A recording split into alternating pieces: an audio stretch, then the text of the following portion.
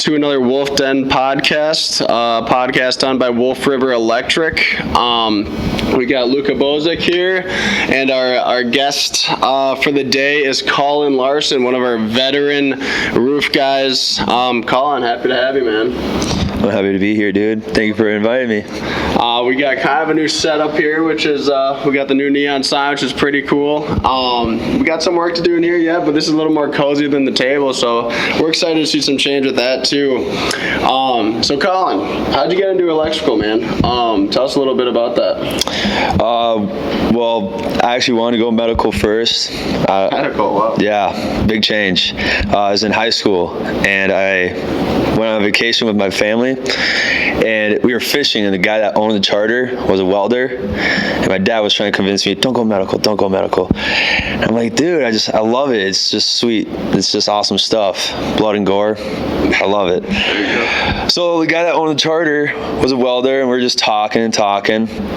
He's like, dude, if you ask me, go electrical. There's going to be so many people retiring soon. Great profession. I think you'll like it. So me and my dad talked a little bit more. I looked into it, and it sounded like really fun stuff. So yeah, I actually went to trade school, did it all, and I loved every moment of it. I hated the first semester, but eventually grew to love it. And then I found you guys, which I found you guys on Indeed, which I applied like in January, and I didn't hear back at all. It was like during COVID, you know. Oh, man. So it was a hard time to get hired, kind of. But yeah, I actually ended up reaching out to you guys, and I actually called Justin straight up, and he answered, and he's like, dude, somebody just quit today. Can you work tonight? And this is when we're doing overnights. Yep. Retrofitting at Targets. Good times. And I was already working at another job with my cousin, remodeling. So I went from an 8 to 4 remodeling job to overnights, 7 to 5. And I keep forgetting that you were here for the lighting. Yeah, dude. That's how I started. Like, that's when the grind was happening. I did that for 3 weeks, from 8 to 4 and 7 to 5 a.m. Yeah, I'll never forget. It was one of our first solar projects. It was that one downtown Minneapolis, that 3-story with that retaining wall down to the concrete, and it was just me and Farley doing the install. Yeah. And then Justin kept saying, "Oh, you got another guy coming. You got another guy coming." And then Colin rolls up, and he is visibly tired, and he's like, "Man, I just worked 16 hours overnight." Justin wanted to know if I could come here and help you guys, and me and Farley just looked at him, and we were like, the roof was steep and high up, and we were like, dude, just go home. Just go home, man. The beginning of solar was crazy. Before we get too into it, bro, tell us a little bit about yourself, like your day routine, nothing with the work related. Sure. Tell us about yourself. Well, outside of work, I'm just a big, I like to be athletic, you know. I love baseball, that's my main thing. So right now I'm playing softball, and try to join town ball team. You know, that's where I want to be, but they're actually kind of hard to get into. So softball. Like college players playing those still. Right. Yeah. Like they go to college, they come back for a summer, and then they join a town ball team. That's what they want. Right. Not somebody that was cut from a high school team. So, but yeah, I love sports. I mean, fantasy football, fantasy hockey, fantasy basketball. I'm in all of it. I watch it all. I like to go to games all the time. It doesn't matter the price. Just spent $300 on a playoff ticket, so I'm willing to do it, you know? Well, it's been 20 years since they've gone, so right. Worth it, man. Yeah. So that's it, man. Like, I like to go to the gym. I just got a dog. Freaking, it's a change, man. Yeah. To actually, like, take care of something else besides yourself. For sure. But I love him. He's a cute little guy. And you live with Eli, one of our... Yeah, we bought a house together. So renting out to 3 other roommates. So 5 people in a house out in Egan. I love it, dude. Like, always somebody home pretty much to hang out with, so that you're not just alone, and just somebody to watch sports with, you know, just watch the freaking game.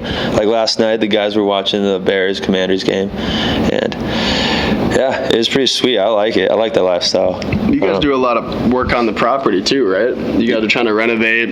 I know you guys extended the driveway, changed out the kitchen. I mean, you guys are always busy, huh? Yeah, I mean, we've been taking time off this summer because it was all like last summer, fall, winter, and a little bit in the spring, and then we're like, dude, we've done enough to this house. I don't think we should relax. Give yourself a break. Yeah, we almost dumped almost like $75,000 into the house. So we were like, dude, it's supposed to be a rental.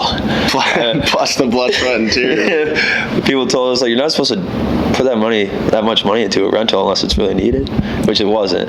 But yeah, we got a basketball court, which we're supposed to host you guys. I know. We're supposed to get that going. It was super busy the weekend that Nolan got married. It was the only weekend that you guys had open. Yeah. So we can do it.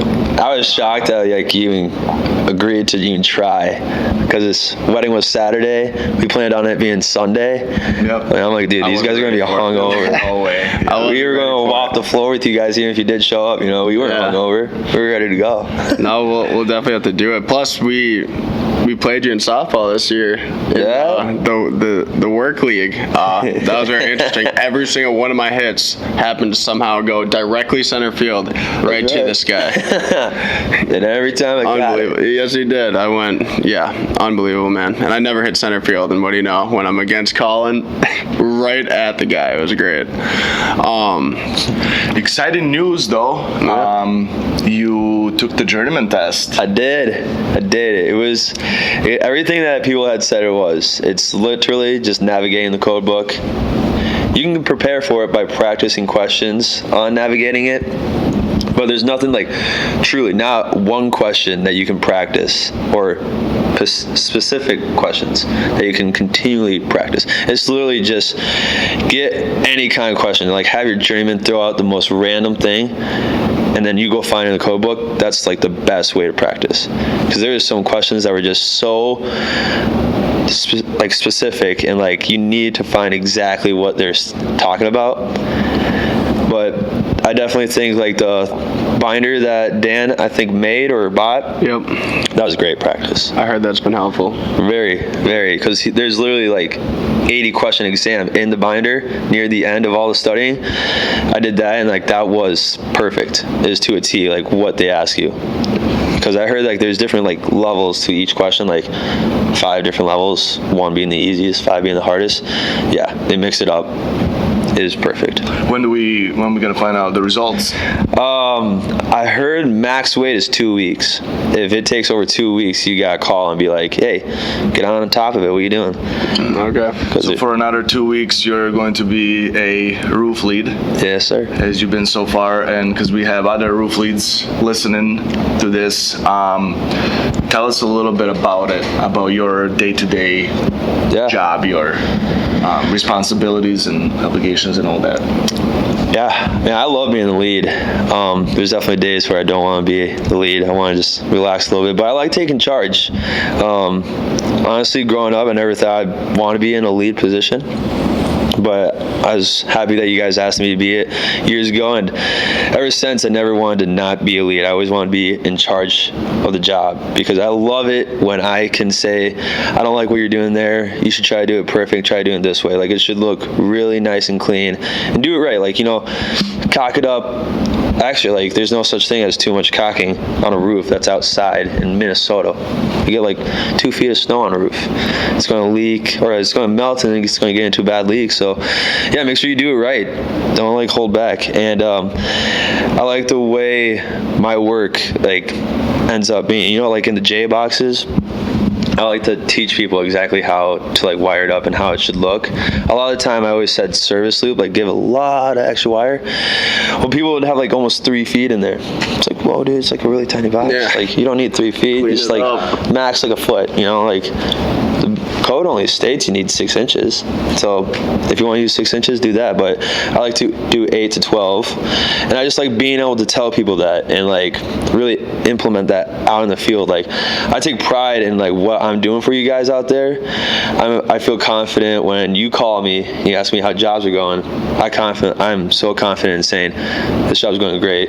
Well, and that's the beauty of it too, because I know when, you know, you're on a job and a couple other roof leads are on a job that, you know, there's no babying that needs to happen. You guys show up every single day. You guys show up on time. You show up prepared. You kind of know what's in front of you there. And you're a prime example of paying close attention to detail, but also working efficiently to the point that the job gets done in the allotted amount of time. And the jobs that we schedule, you know, they're tightly put together. I mean, there's little room for error. So to be able to pay close attention to detail, get jobs done correct and professionally, all while managing new apprentices and roof guys, you know, it's just a true testimony to you, man. It's we're happy to have you as a roof lead, and you've been, what was it, one of our first roof leads, right? I mean, well, yeah. I mean, you've been here longest for what, standing. 3 years now? I've been in solar for 3 years. I became a lead December of like 2020. So a long damn time. Anniversary's coming up. Yep. A couple months. I'm excited, but I gotta say, I want to go on top of that and say my least favorite thing about being a lead is training in like the new guys that are just getting into the field. And I always like to talk to them and like build up, you know, some connection with them. Like I always told you, like Kale's my guy. Right. It's because he's a baseball guy. Me and him are just talking baseball all day long in sports because he's also getting into football too. But when I talk to somebody and I find out they just like to play video games and they just want to go home and play video games all the time, they only got this job just to make money. That's why he doesn't like me. It's like, shoot, I don't know if I can give much drive for this guy if all he wants to do is just go home, sit on his couch or in his bed or on his chair and just go mindless and play a video game for a while. Like, I like the guys out in the field that, yeah, I think we're going to go to the gym after work. It's like, we're going to be carrying 50-pound panels on top of a roof that's at a steep grade, working your calves, working your muscles already, and you want to go work them more. Like that's just, I love that shit. Like that's what I like. And that they have also ambition to become electricians eventually. Yeah, even more. We told you that as well when you came here. We wanted everybody not to be, you know, for you to be the roof lead forever. Yep. You know, but in solar, it is a way for you to get to your journeyman license. Yep. And you're a person that proved us right, that, you know, that was our ultimate goal, to get you guys also a journeyman license, because that's a very valuable license to have. Right. So it's just awesome to see you with us, you know, and how much you evolved in these three years. But yeah, go ahead, Jake. I mean, it just based off the guys that you like being around and working with. You know, you've also produced great workers and long-term workers and other roof leads for us. And it's cool to see, because I mean, when we're evaluating, you know, employees, you know, especially the new ones, we want to, you know, call out the guys that have heart and grit, and, you know, don't just come for the 8 hours and then go home and I'm done on the dot. You know, I mean, we like the guys that want to stay, see the job fully through, get it done for the customer. And I've heard time and time again, when I was installing solar, it was the same thing. When you step back at the end of the job and you look at the system that you installed, it's pretty rewarding. Yeah. You know what I mean? It's like, you know, I brought this thing from bare bones into fruition, and, you know, the guys that see that and want that feeling of, okay, we got this job done, we all worked, we all bonded through shared pain, and now we got this job that looks beautiful, fully commissioned, done right. You know, you're always on the, you know, making making sure it's done right, not cutting any corners. Those are the guys that we like to see, and those are the guys that we do see just naturally become great employees around you, because I think you share the same values that we want in our employees. And it's stuff like that, why we wanted to have you on here, to share advice and speak about times that you've seen out there and your experiences. And that kind of just leads into my next topic. I mean, what further advice do you have for roof leads and upcoming roof leads here at Wolf River Electric? Oh, I got a couple, I guess. Kind of goes back with all the people I've trained throughout the years. One, be patient. Like, there's a lot of people that come in here and they're a little older, they're like 21, 22. They might still be living with mom and dad, and they like want to move out. So they want to get to that lead position. They want to get that more pay. They need more money for that apartment or the house they're trying to get. But I always tell them, like, dude, just relax a little bit. Like, you should really like learn the job and like take pride in like what we're doing, and like know what you're doing. Don't just jump into it and just, oh, I'm a lead, sweet, I became a lead within a month. Like, that's incredible.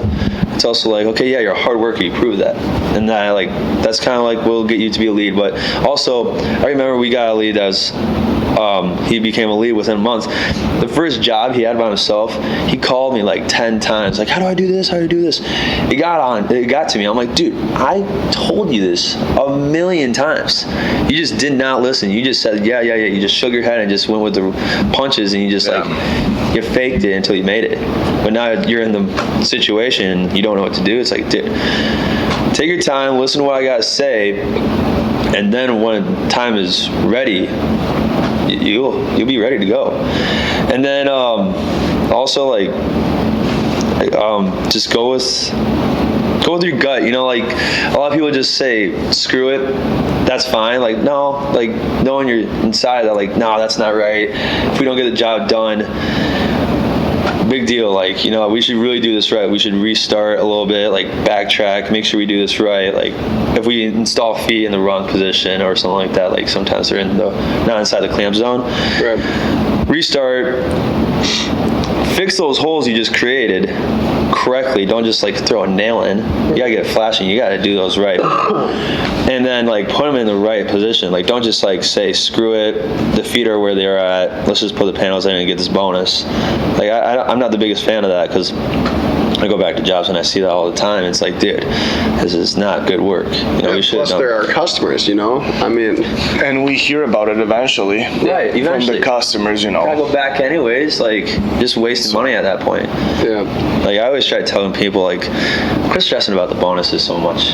They're bonuses. They're like not part of your wage.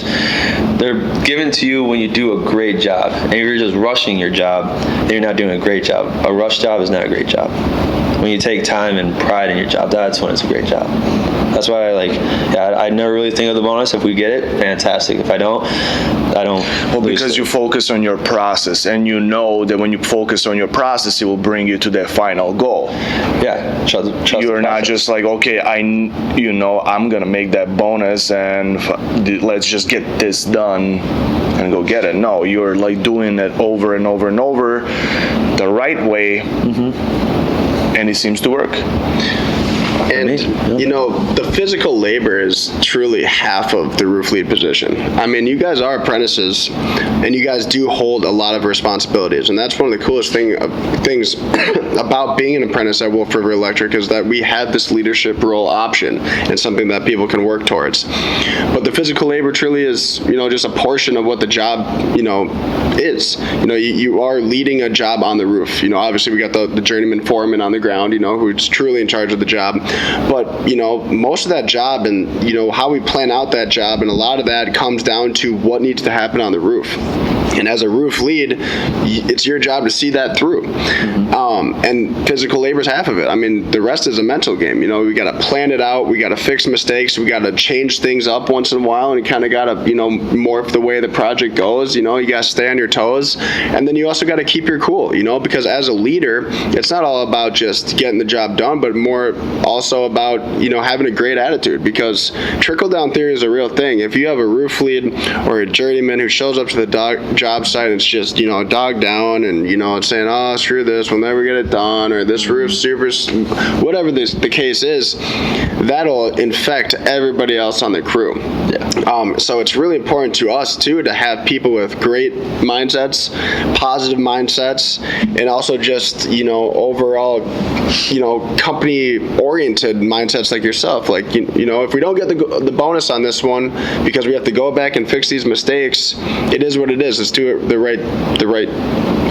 first time through. And that's what I think some people don't realize about the roof lead position before, I want to be a roof lead, but there's a lot of responsibilities. We do put a lot of responsibilities on you guys, and it's not for everyone. It's really not. And we had Tony Benke here, I believe 2 or 3 weeks ago, and he even said that the roof lead position, what's happening on the roof, is the most important part of the job. It's the thing that messes up the job.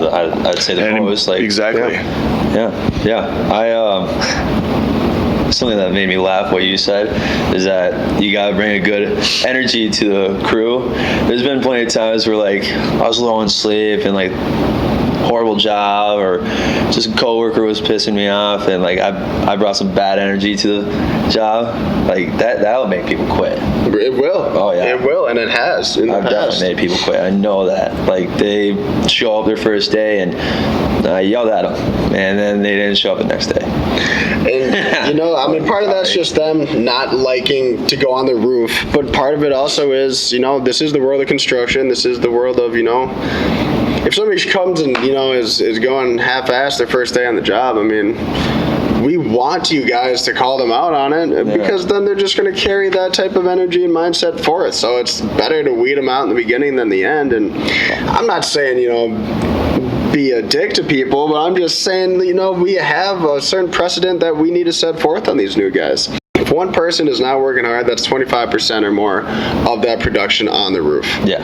With a crew that small and a job that tightly packed, we need everything from everyone. You know? 100%. People have bad days, people don't feel good, whatever the situation. But people that, show up with the mindset, yeah, I'm ready to work, let's knock this thing out. I know what I need to do. I've thought about this. I've retained knowledge from older jobs. I want to show up today and do the best that I can. Those are the guys that we want, but people that, like we talked about earlier, that just show up for the check and, just don't do much, don't care to see anything through, don't care to learn or hold on to anything. It's good when our roof leads see that right away and address it, because if you don't address it, that, we'll just keep going on. Yeah. I agree, and I do have also one question. We got winter coming. You've been there. Actually, both Jake and I have been there. What do you think? So Tony Benke, he was saying that he really loved that rough-in day, the cushion day that we had last winter. Yeah. Install prep. Install prep, that helps a lot. Plus we got so much snow last year. We were learning new things, shoveling the whole roof, spending the whole day. Yeah. Next day it snows again. So we went to just, shovel one side of the roof where the array is gonna go, install it, and then keep moving like that. Yeah. Do you have any advice for your fellow roof leads, colleagues? Do you have any suggestions for office? What you guys would like to see better that we can work on? I loved the rough-in cruise. That was pretty sweet. Go to a job that's oh sweet, there's already rail up. There's gonna be ice on the roof. We're gonna be slipping just to get to the peak. Put a harness plate in. Yada yada. It's already done before us, and we have rail to step on. I actually think this year it might be smart to get tarps for all the rough-ins. So they put rail down, and then we kind of know that there's going to be a snowfall that weekend or before we get there. Maybe throw down a tarp so that when it does snow, it doesn't get underneath the rails and it's still on the roof. Because once the rails are up, it's kind of hard to clear the snow off the roof. Getting underneath it and everything. Right, like you always have to like do it. And with the freezing weather as well, it just turns into a solid solid it's rock. just like now ice. Have you done tarps in the past? Have you tried that at all, or is that just an idea that you have? It's just an idea. I never did. I like it. I mean, because some of our roof reeks, those avalanches, I mean, they literally, you cut it out with a wedge, and then it slides down that tarp and out. Yeah.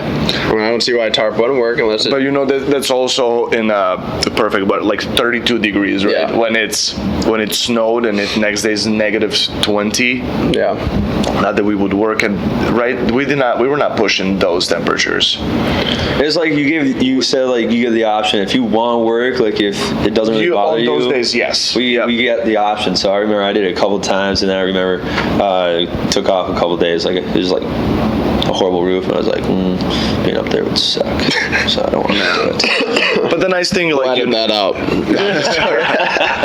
yeah, there was always some work on the ground as well, you know, that we can do in those days. I know that a lot of journeymen wanted to do. Obviously, it's a lot tougher on the roof than being on the ground. Plus, we had, you know, some ground mounts that needed touch up. Yeah. Oh, yeah. That's always way safer in the winter. Way safer. But People always ask like why we didn't do only ground mounts in the winter and then roofs all summer long. And yeah, people are shocked that like it's like the frost on the ground. It's hard to get the screws and trench. Trenching, man. It's Especially the trenching. the only way to do the trenching is just laying down those blankets, and some of those blankets. I mean, what are they? 15 by 4 feet. I mean, a lot of our trenches are 200 feet, and those. So it's really hard to make those jobs work. As much as we would want to. But just so you know, and whoever's listening know, we are trying to prepare the most we ever have for winter this year. You know, we just had a meeting yesterday on how we can do it.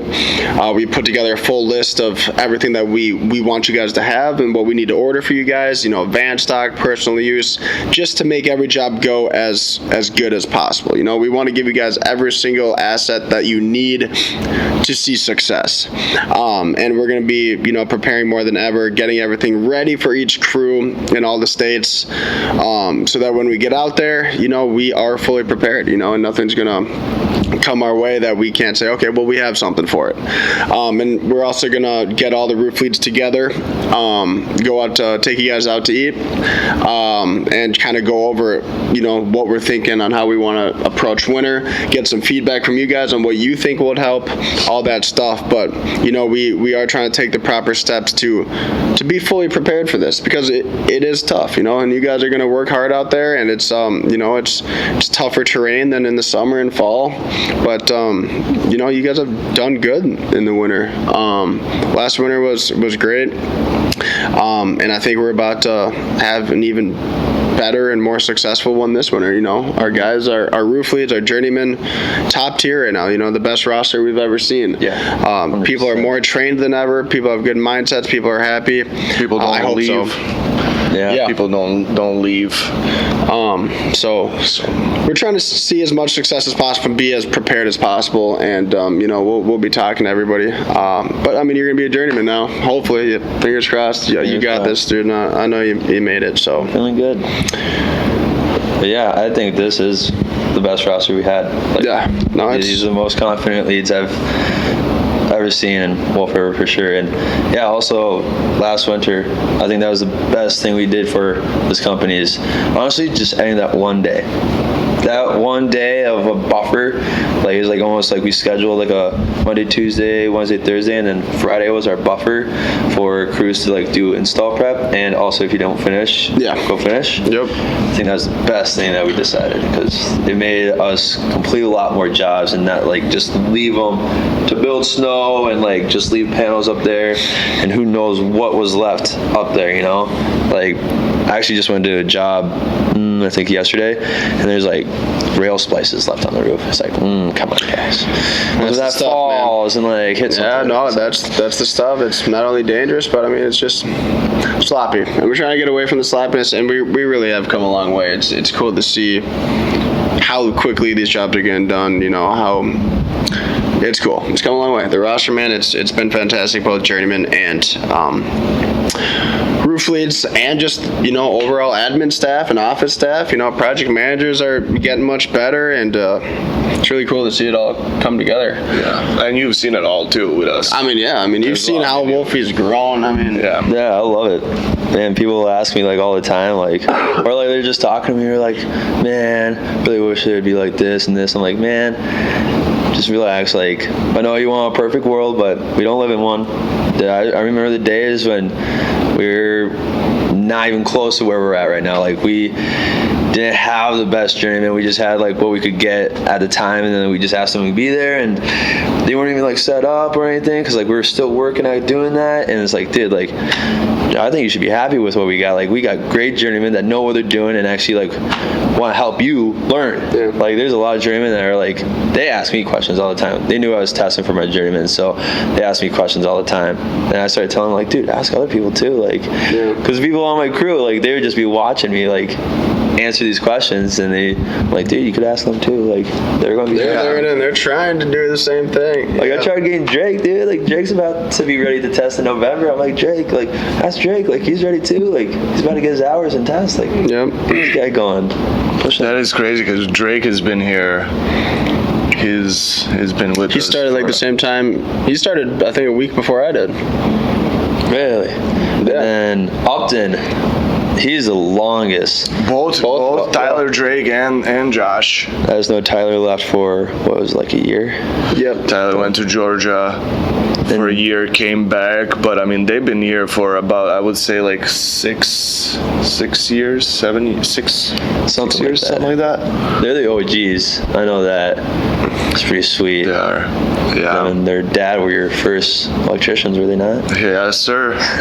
Yep. So with talking about, like, you've seen us grow, you've seen downs, you've seen ups. Where do you see Wolf River in next 5 years? I see it being like the most smooth run company. Like, I think you guys are just smoothing out all the edges. Like, you guys finally have some weight off of your shoulders taken off with all the project managers and site surveyors. I think like they still need to figure it out for sure. Like, I think our installers in the field are just about there, but the project managers, leaving notes, getting jobs, and like communicating with the customers. Like, there's still quite a bit of customers that are like, oh, I had no idea that was what we decided. Like, prints that the customer needs to sign off on. We get prints that they're like, oh, that's not what I signed off on. It's like, oh, project manager, come on, man. So I called our project manager. I'm like, dude, what's going on? And he's like, that's the prints you signed off on, dude. I don't know. I'm like, he doesn't say so. So, you guys step up and just be like, oh, my bad. And then the site surveyors, it'd be kind of cool if they would actually like get on the roof, if you ask me, and maybe just do a quick measurement of the entire roof because of the redesigns, Well, we actually we just had the drones. Yep. So we just had a meeting about this too. They actually do it perfectly.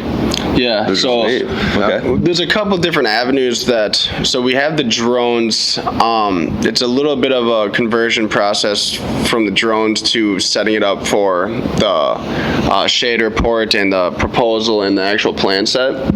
Sure. But actually, I know that redesigns hurt and they take time and they're frustrating, not only for, you guys in the field who have these surprises and extra materials and changing, what you guys got to do, but especially for the customer, Yeah. So we actually just started, we've always are looking into it and we're always trying to improve it, but we did just have a big meeting this week about how we can completely limit redesigns, or get it down to the most minuscule amount that you can, and what it does come down to is, the azimuth, the tilt, and then the actual measurements, because from satellite imaging, it's accurate, but accurate to a degree, and sometimes with that tilt and it being a 2D image, you lose the couple inches, or 3-4 inches here, 3-4 inches there, yeah, and then all of a sudden, which is enough to completely mess up the fire setback. 100%. Or worst 100%. case,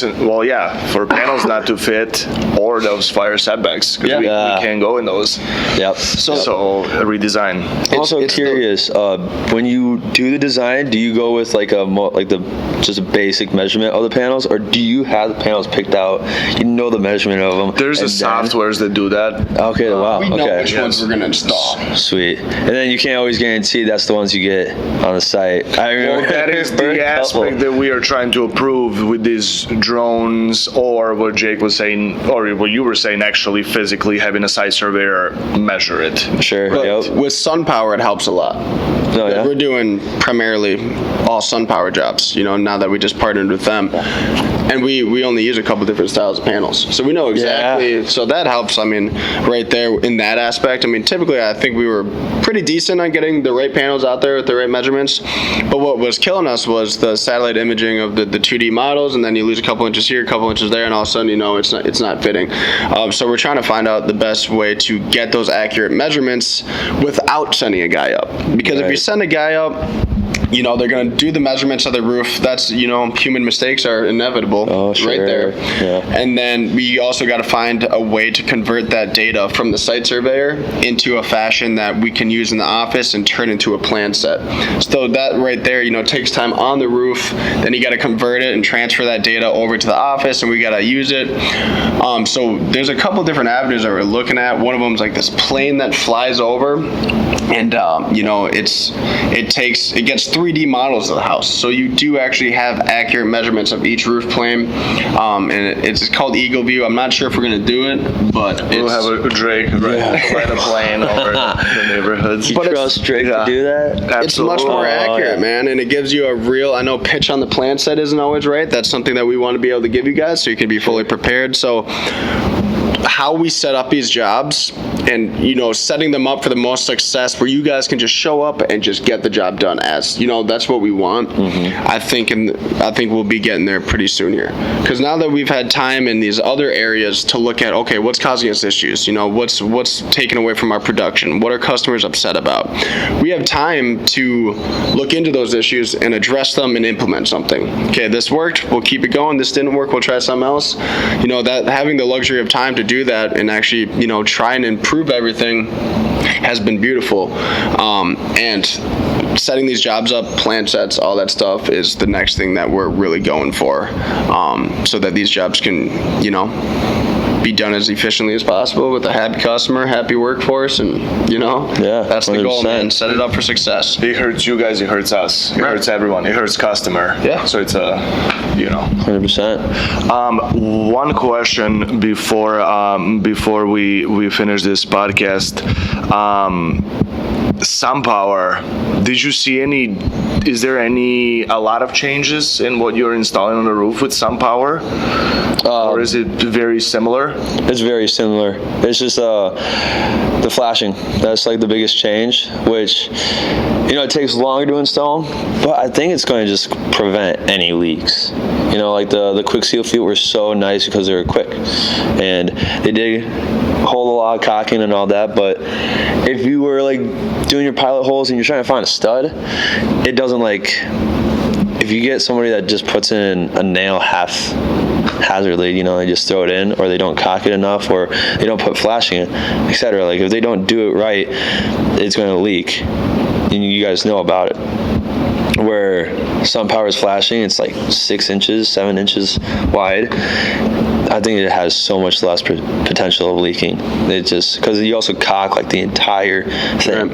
It's pretty sweet. So I know it takes longer, but if you can have a really good chain, where one person is drilling just consistently, one person right behind you pulling up the shingles and then putting the flashing in, that's already pre-caulked by another guy. You get that kind of system going, you're set. You're cruising through it. So you're just eliminating that whole longer time to install it. I think it's pretty sweet. Yeah. Okay, Jake, do you have anything else? I'm good. I thought this was a great conversation. Yeah. You good too? I'm good. Thanks for being here, Colin. Thank you for having me again. Have you. Yeah, it was. Thank you for coming, man, and good luck. I mean, I hope you get the results that you want. We all want you to be a journeyman, man. I'm excited as hell. I'm hoping next podcast you guys have, you start off by saying our boy Colin passed his test. Yeah, we'll say the party's on Friday. Yeah, party's on Friday at my house. But yeah, thank you guys. Thank you. Thank you, everybody. We'll have another episode next week.